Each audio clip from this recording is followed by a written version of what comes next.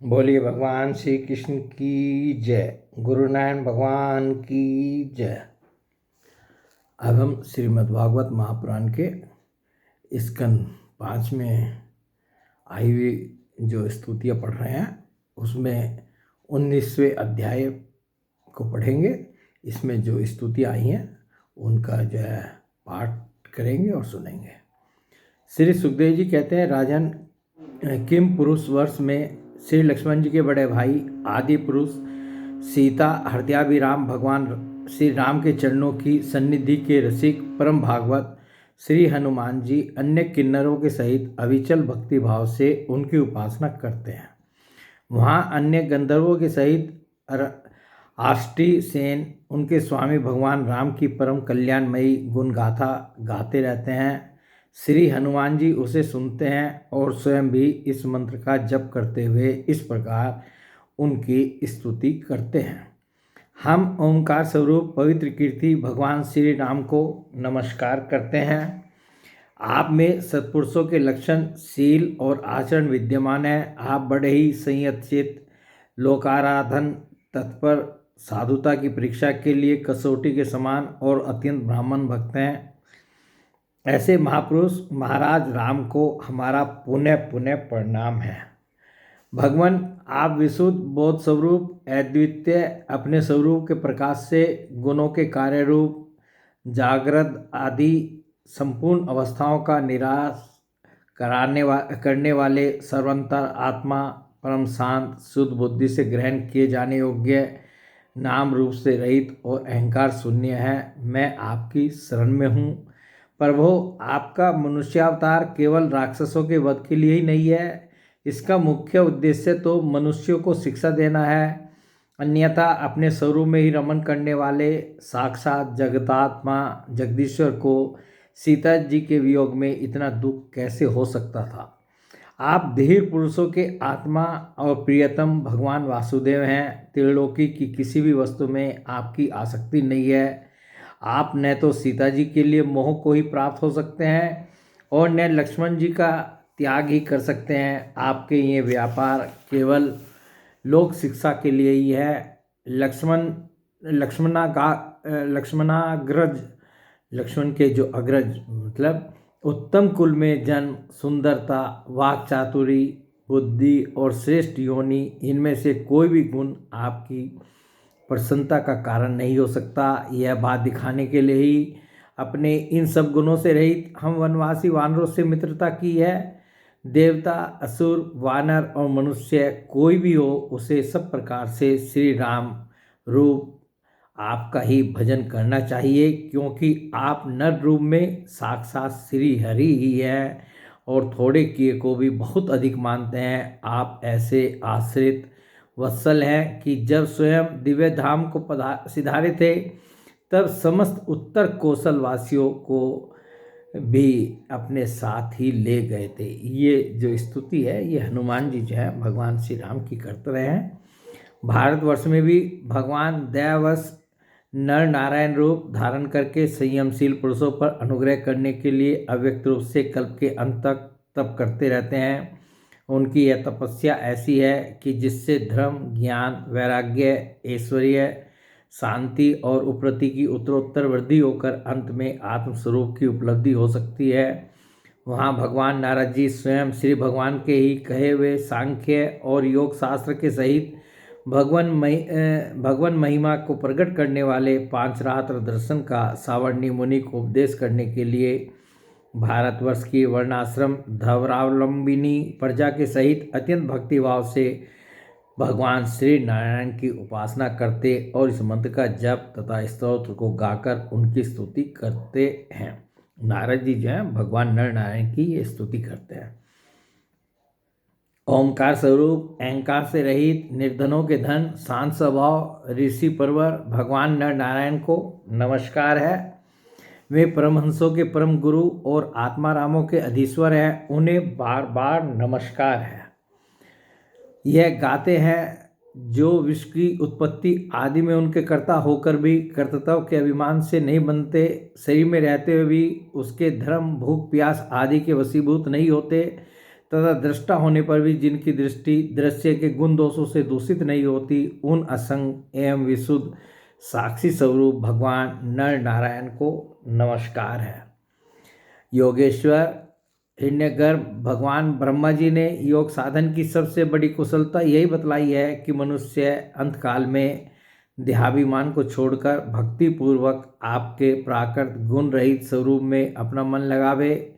लौकिक और पारलौकिक भोगों के लालची मूढ़ पुरुष जैसे पुत्र, मिस्त्री और धन की चिंता करके मौत से डरते हैं, उसी प्रकार यदि विद्वान को भी इस निंदनीय शरीर के छूटने का भय ही बना रहा तो उसका ज्ञान प्राप्ति के लिए क्या हुआ सारा प्रयत्न केवल श्रम ही है। अतः अधोक्षज आप हमें अपना स्वाभाविक प्रेम रूप भक्ति योग प्रदान कीजिए, जिससे कि प्रभु इस निंदनीय शरीर में आपकी माया के कारण बदमूल हुई दुर्भेद्य अहमता ममता को हम तुरंत काट डालें। राजन, इस भारतवर्ष में भी बहुत से पर्वत और नदियां हैं, जैसे मलय, मंगलप्रस्थ, मैनाक, त्रिकूट, ऋषभ, कुटक, कोल्लक, सह्य, देवगिरी, ऋषियमुख, श्रीशैल, वेंकट, महेंद्र, वारीधार, विंध्य, सुक्तिमान, ऋषगिरी, पारियात्र, द्रोण, चित्रकूट, गोवर्धन, रैवतक, ककुभ, नील, गोकामुख, इंद्रकील और कामगिरी आदि। इसी प्रकार और भी सैकड़ों हजारों पर्वत हैं। उनके तट प्रांतों से निकलने वाले नद और नदियाँ भी अगणित हैं। ये नदियाँ अपने नामों से ही जीव को पवित्र कर देती हैं और भारतीय प्रजा उन्हीं के जल में स्नान आदि करती हैं।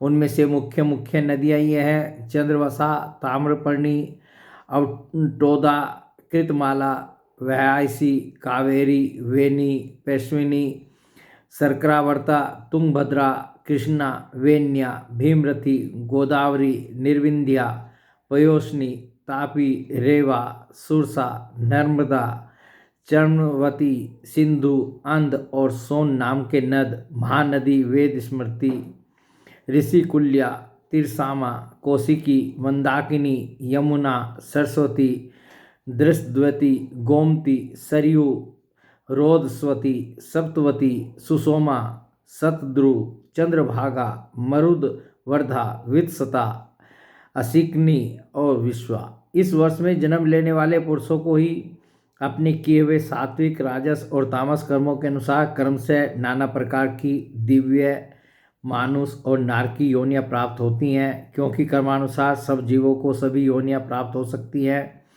इसी वर्ष में अपने अपने वर्ण के लिए नियत किए हुए धर्मों का विधिवत अनुष्ठान करने से मोक्ष तक की प्राप्ति हो सकती है। परीक्षित, संपूर्ण भूतों के आत्मा, राग आदि दोषों से रहित, अनिर्वचनीय, निराधार परमात्मा भगवान वासुदेव में अनन्य एवं अहैतुक भक्ति भाव ही यह मोक्षपद है। यह भक्ति भाव तभी प्राप्त होता है जब अनेक प्रकार की गतियों को प्रकट करने वाली अविद्या रूप हृदय की ग्रंथि कट जाने पर भगवान के प्रेमी भक्तों का संग मिलता है। देवता भी भारतवर्ष में उत्पन्न हुए मनुष्यों की इस प्रकार महिमा गाते हैं: आहा, जिन जीवों ने भारतवर्ष में भगवान की सेवा के योग्य मनुष्य जन्म प्राप्त किया है, उन्होंने ऐसा क्या पुण्य किया है अथवा इन पर स्वयं श्री हरि ही प्रसन्न हो गए हैं। इस परम सौभाग्य के लिए तो निरंतर हम भी तरसते रहते हैं। हमें बड़े कठोर यज्ञ, तप, व्रत और दान आदि करके जो यह तुच्छ स्वर्ग का अधिकार प्राप्त हुआ है, इससे क्या लाभ है। यहाँ तो इंद्रियों के भोगों की अधिकता के कारण स्मृति शक्ति छिन जाती है। अतः कभी श्री नारायण के चरण कमलों की स्मृति होती ही नहीं। यह स्वर्ग तो क्या, जहाँ के निवासियों की एक एक कल्प की आयु होती है, किंतु जहाँ से फिर संसार चक्र में लौटना पड़ता है। उन ब्रह्म लोक आदि की अपेक्षा भी भारत भूमि में थोड़ी आयु वाले होकर जन्म लेना अच्छा है, क्योंकि यहाँ धीर पुरुष एक क्षण में ही अपने इस मर्त्य शरीर से किए हुए संपूर्ण कर्म श्री भगवान को अर्पण करके उनका अभय पद प्राप्त कर सकता है। तो ये हमारे भारतवर्ष की महिमा है। और क्योंकि इस अध्याय को हम पूरा पढ़ेंगे, ये अध्याय अब तक नहीं पढ़ा गया है। जहाँ भगवत कथा की अमृतमयी सरिता नहीं बहती, जहाँ उसके उद्गम स्थान भगवत भक्त साधुजन निवास नहीं करते और जहाँ नृत्य गीता आदि के साथ बड़े समारोह से भगवान यज्ञ की पूजा अर्चना नहीं की जाती, वह चाहे ब्रह्मलोक की क्यों न हो, उसका सेवन नहीं करना चाहिए। जिन जीवों ने इस भारतवर्ष में ज्ञान अर्थात विवेक बुद्धि तदनुकूल कर्म और उस कर्म के उपयोगी द्रव्य आदि सामग्री से संपन्न मनुष्य जन्म पाया है, वे यदि आवागमन के चक्र से निकलने का प्रयत्न नहीं करते तो व्याध की फांसी से छूटकर भी फलादि के लोभ से उसी वृक्ष पर विहार करने वाले वनवासी पक्षियों के समान फिर बंधन में पड़ जाते हैं। अहो, इन भारतवासियों का कैसा सौभाग्य है, जब ये यज्ञ में भिन्न भिन्न देवताओं के उद्देश्य से अलग अलग भाग रखकर विधि मंत्र और द्रव्य आदि के योग से श्रद्धापूर्वक उन्हें हवि प्रदान करते हैं। तब इस प्रकार इंद्र आदि भिन्न भिन्न नामों से पुकारे जाने पर संपूर्ण कामनाओं को पूर्ण करने वाले स्वयं पूर्ण काम श्री हरि ही प्रसन्न होकर उस हवि को ग्रहण करते हैं। यह ठीक है कि भगवान सकाम पुरुषों के मांगने पर उन्हें अभिष्ट पदार्थ देते हैं, किंतु यह भगवान का वास्तविक दान नहीं है, क्योंकि उन वस्तुओं को पा लेने पर भी मनुष्य के मन में पुनः कामनाएं होती ही रहती हैं। इसके विपरीत जो उनका निष्काम भाव से भजन करते हैं उन्हें तो वे साक्षात अपने चरण कमल ही दे देते हैं, जो अन्य समस्त इच्छाओं को समाप्त कर देने वाले हैं। अतः अब तक सर्व सुख भोग लेने के बाद हमारे पूर्वकृत यज्ञ प्रवचन और शुभ कर्मों से यदि कुछ भी पुण्य बचा हो तो उसके प्रभाव से हमें इस भारतवर्ष में भगवान की स्मृति से युक्त मनुष्य जन्म मिले, क्योंकि श्री हरि अपना भजन करने वालों का सब प्रकार से कल्याण करते हैं। ये जो है देवता लोग भी प्रार्थना करते हैं भारतवर्ष में जन्म लेने के लिए।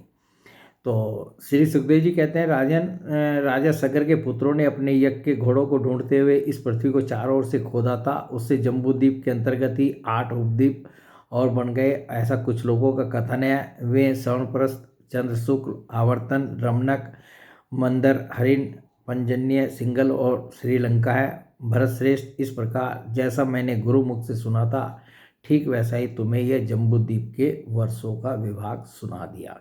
तो ये जो 9 वर्षों का वर्णन था ये जो है इन अध्यायों में पूर्ण होता है। और इसके बाद जो है 25वें अध्याय में जो है एक स्तुति और बसती है। ये श्री संकर्षण देव का विवरण और स्तुति। तो श्री संकर्षण देव का जो विवरण है इसमें भगवान की बहुत उनके सौंदर्य का वर्णन है। तो इसको भी पूरा, इस अध्याय को भी हम छोटा सा अध्याय पूरा पढ़ेंगे। श्री सुखदेव जी कहते हैं, राजन, पाताल लोक के नीचे 30,000 योजन की दूरी पर अनंत नाम से विख्यात भगवान की तामसी नित्य कला है। यह अहंकार रूपा होने से दृष्टा और दृश्य को खींचकर एक कर देती है, इसलिए 5 रात्र आगम के अनुयायी भक्तजन इसे संकर्षण कहते हैं। पाताल लोक में जो भगवान की पाताल लोक के नीचे 30,000 योजन की दूरी पर अनंत नाम से विख्यात भगवान की तामसी नित्य कला है। तो अनुयायी भक्तजन इसे संकर्षण कहते हैं। इन भगवान अनंत के 1000 मस्तक हैं, उनमें से एक पर रखा हुआ यह सारा भूमंडल सरसों के दाने के समान दिखाई देता है। प्रलय काल उपस्थित होने पर जब इन्हें इस विश्व का उपसंहार करने की इच्छा होती है तब इनकी क्रोधवश घूमती हुई मनोहर भ्रिकुटियों के मध्य भाग से संकर्षण नामक रुद्र प्रकट होते हैं। उनकी व्यूह संख्या 11 है। वे सभी 3 नेत्रों वाले होते हैं और हाथ में 3 नोकों वाले शूल लिए रहते हैं। भगवान संकर्षण के चरण कमलों के गोल गोल स्वच्छ और अरुण वर्ण नख मणियों की पंक्ति के समान दीप्यमान है। जब अन्य प्रधान भक्तों के सहित अनेकों नागराज अनन्य भक्ति भाव से उन्हें प्रणाम करते हैं, तब उन्हें उन नख मणियों में अपने कुंडल कांति मंडित कमनीय कपोलों वाले मनोहर मुखारविंदों की मनमोहिनी झांकी होती है और उनका मन आनंद से भर जाता है। अनेकों नागराजों की कन्याएं विविध कामनाओं से उनके अंगमंडल पर चांदी के खंभों के समान सुशोभित, उनकी वलीय विलसित लंबी लंबी श्वेत वर्ण सुंदर भुजाओं पर अर्गजा, चंदन और कुंकुम का लेप करती हैं। उस समय अंग स्पर्श से मथित हुए उनके हृदय में काम का संचार हो जाता है। तब वे उनके मद विवल सैकरुण अरुण नैन कमलों से सुशोभित तथा प्रेम मद में से मुदित मुखारविंद की ओर मधुर मनोहर मुस्कान के साथ सल्लज भाव से निहारने लगती हैं। वे अनंत गुणों के सागर आदिदेव भगवान अनंत अपने अमरस अर्थात असहनशीलता और रोष के वेग को रोके हुए वहाँ समस्त लोगों के कल्याण के लिए विराजमान हैं। देवता, असुर, नाग, सिद्ध, गंधर्व, विद्याधर और मुनिगण भगवान अनंत का ध्यान किया करते हैं। उनके नेत्र निरंतर प्रेम मद से मुदित, चंचल और विवल रहते हैं। वे सुललित वचनामृत से अपने पार्षद और देवयूथों को संतुष्ट करते रहते हैं। उनके अंग पर नीलांबर और कानों में केवल एक कुंडल जगमगाता रहता है तथा उनका सुभग और सुंदर हाथ हल्की मूठ पर रखा रहता है। ये भगवान के सौंदर्य का वर्णन हो रहा है। वे उदार लीला में भगवान संकर्षण गले में वैजयंती माला धारण किए रहते हैं, जो साक्षात इंद्र के हाथी ऐरावत के गले में पड़ी हुई सुवर्ण की श्रृंखला के समान जान पड़ती है, जिसकी कांति कभी फीकी नहीं पड़ती। ऐसी नवीन तुलसी की गंध और मधुर मकरंद से उन्मत्त हुए भौरे निरंतर मधुर गुंजार करके उसकी शोभा बढ़ाते रहते हैं। परीक्षित, इस प्रकार भगवान अनंत मातम्य श्रवण और ध्यान करने से मुमुक्षुओं के हृदय में आविर्भूत होकर उनकी अनादिकालीन क्रम वासनाओं से ग्रथित सत, रज और तमोगुणात्मक अविद्यामयी हृदय ग्रंथि को तत्काल काट डालते हैं। उनके गुणों का एक बार ब्रह्मा जी के पुत्र भगवान नारद ने तुम्बुरु गंधर्व के साथ ब्रह्मा जी की सभा में इस प्रकार गान किया था, जिनकी दृष्टि पड़ने से ही जगत की उत्पत्ति, स्थिति और प्रलय के हेतुभूत सत्वादि प्राकृत गुण अपने कार्य में समर्थ होते हैं, जिनका स्वरूप ध्रुव अर्थात अनंत और एकृत अर्थात अनादि है, तथा जो अकेले होते हुए ही इस नानात्मक प्रपंच को अपने में धारण किए हुए हैं। उन भगवान संकर्षण के तत्व को कोई कैसे जान सकता है, जिनमें यह कार्य कारण रूप सारा प्रपंच भास रहा है, तथा अपने निज जनों का चित्त आकर्षित करने के लिए की हुई जिनकी वीरतापूर्ण लीला को परम पराक्रमी सिंह ने आदर्श मानकर अपनाया है। उन उदार वीर्य संकर्षण भगवान ने हम पर बड़ी कृपा करके यह विशुद्ध सत्य स्वरूप धारण किया है, जिनके सुनने सुनाए नाम का कोई पीड़ित अथवा पतित पुरुष अकस्मात अथवा हंसी में भी उच्चारण कर लेता है तो वह पुरुष दूसरे मनुष्यों के भी सारे पापों को तत्काल नष्ट कर देता है। ऐसे शेष भगवान को छोड़कर मुमुक्षु पुरुष और किसका आश्रय ले सकता है। यह पर्वत, नदी और समुद्र आदि से संपूर्ण भूमंडल उन सहस्र शीर्षा भगवान के एक मस्तक पर एक रज के समान रखा हुआ है। वे अनंत हैं, इसलिए उनके पराक्रम का कोई परिमाण नहीं है। किसी के हजार जीवें हों तो भी उन सर्वव्यापक भगवान के पराक्रमों की गणना करने का साहस वह कैसे कर सकता है। वास्तव में उनके वीर्य, अतिशय गुण और प्रभाव असीम है। ऐसे प्रभावशाली भगवान अनंत रसातल के मूल में अपनी ही महिमा में स्थित स्वतंत्र हैं और संपूर्ण लोकों की स्थिति के लिए लीला से ही पृथ्वी को धारण किए हुए हैं। ऐसा नारद जी जो है सुनाते हैं। राजन, भोगों की कामना वाले पुरुषों को अपने कर्मों के अनुसार प्राप्त होने वाली भगवान की रची हुई ये गतियाँ हैं, इन्हें जिस प्रकार मैंने गुरुमुख से सुना था उसी प्रकार तुम्हें सुना दिया। मनुष्य को प्रवृत्ति रूप धर्म के परिणाम में प्राप्त होने वाली जो परस्पर विलक्षण ऊंची नीची गतियाँ हैं वे इतनी ही हैं। इन्हें तुम्हारे प्रश्न के अनुसार मैंने सुना दिया। अब बताओ और क्या सुनाओ। तो ये 5वें स्कंद में जो स्तुतियाँ आई थी भगवान की प्रार्थना और सौंदर्य का वर्णन हुआ था, ये आज हमने पढ़ा सुना। अब हम जो है अगले वीडियो में 6ठे स्कंद में जो स्तुतियाँ प्रार्थना सौंदर्य आदि का वर्णन है उसको पढ़े सुनेंगे। बोले भगवान श्री कृष्ण की जय। गुरु नारायण भगवान की जय।